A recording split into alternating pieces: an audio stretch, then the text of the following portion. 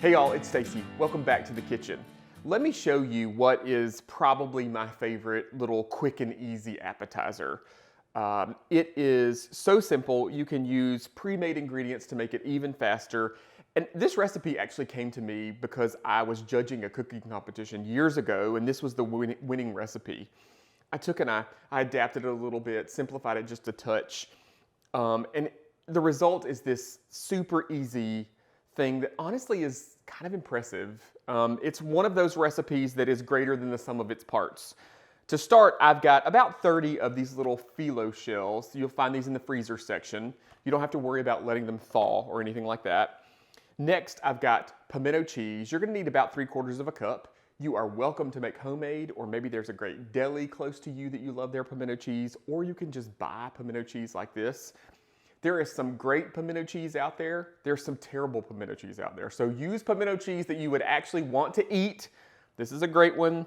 And we're gonna top it with some bacon and some pepper jelly. Now, I'm taking a shortcut here and using like a little packet of this chopped real bacon, not like the bacon bits.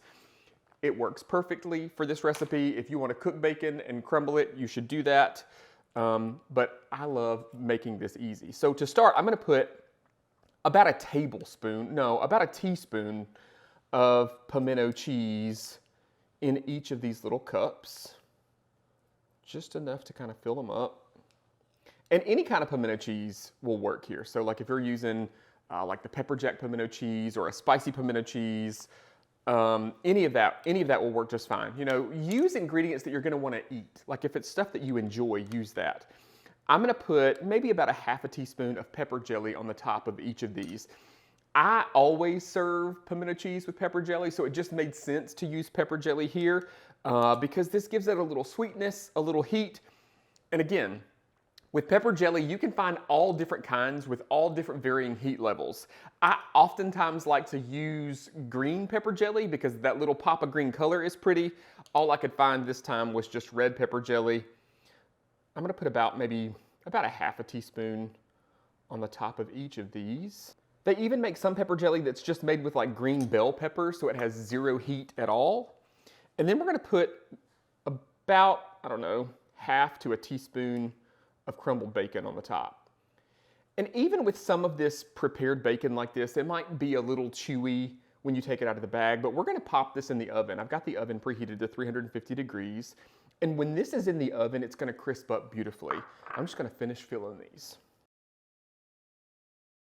All right, so we got a little bacon on the top of each of these. And again, this is going in a 350 degree oven for 5 to 8 minutes. All we wanna do is kind of crisp up that bacon and just heat that pimento cheese just enough till it starts to melt.